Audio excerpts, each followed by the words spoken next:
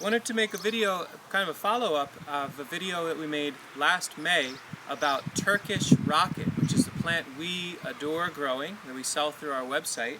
Turkish Rocket, or Bunia orientalis. And this is an incredibly hardy, herbaceous, perennial vegetable that Sasha and I really enjoy eating. Sasha, you cook the young florets and stalks, right? Yes, I do. And they're wonderful. I cook the leaves, even though I don't know if that's a practice that people do. They're a little bitter, but really delicious. So this has become a garden favorite for us, and one of the most powerful plants we've been around. And that's what I wanted to talk about in this video. Last May, I'll link here to the introductory video. We talked about the harvestable parts. Here we are almost in July.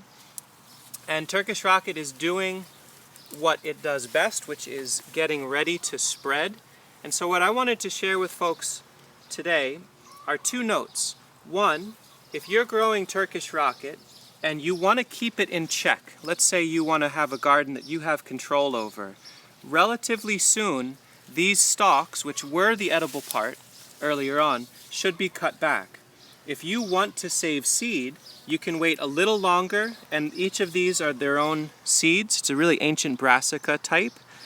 These are probably a little immature if I'm trying to save seed, but we have so much Turkish Rocket, I do not need viable seed. We'll send all of this to the chicken yard, and the reason in part I want to cut this back is, one, it's blocking a walkway, and so what I'm going to do here is actually cut these stems back, all nice and low. Not too dissimilar to how I would cut back the flowering stalks of comfrey. But in this case, it's in part because we're learning Turkish Rocket, left to its own devices, spreads by seed very, very vigorously. So if you have interest in growing this plant, be forewarned, just be aware that if you completely non-manage this plant, it will spread into your garden pretty dramatically. If you eat it and enjoy it, it will stay put. Now, yesterday I got a comment from a fellow named Julian on the past video, and it was serendipitous because I wanted to make this video anyway. He said, I've been enjoying the florets all spring, but they bolted, and so what can I do to get them to grow again? So this year, now that we have so much plant material, you can see in this particular case I've cut this back entirely with the hope that it'll send new growth and new fresh florets for another round of harvesting. This should work, and we'll make a follow-up video, but either way, we have eastern sand cherry, sea kale, perennial leeks. There's all sorts of other characters in this garden that the Turkish Rocket being cut back is going to benefit them by giving more light. One other note I want to share. So all of this is really nice compost material, or ideally fed to our chickens. One other note to share, and this is just important to be aware of. Growing this plant, no one gave me this information, so I'll share it with you.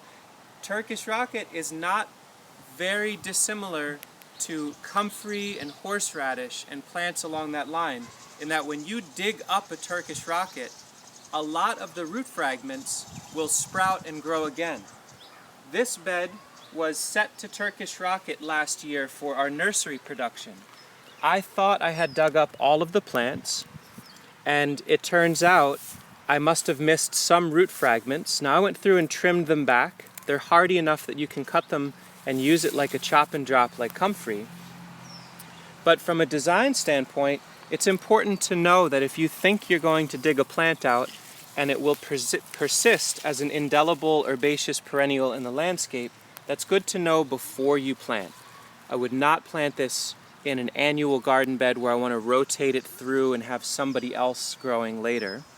I think I could eradicate this if I wanted, but it's a high value plant for our nursery, and it's also delicious. And so far, Turkish Rocket has proven to be, by a landslide, the most drought-resistant herbaceous perennial vegetable that we grow. 2016, we were floored by how well it performed in a historical drought. It was the driest year on record since 1830 in New York State. Turkish Rocket grew beautifully the whole season. So powerful plant in a lot of different ways, really valuable. Just wanted to add some depth of awareness from our observations, and we still encourage you to grow it. You can get it from our website. We've got lots of plants, as you can see, and thank you for watching.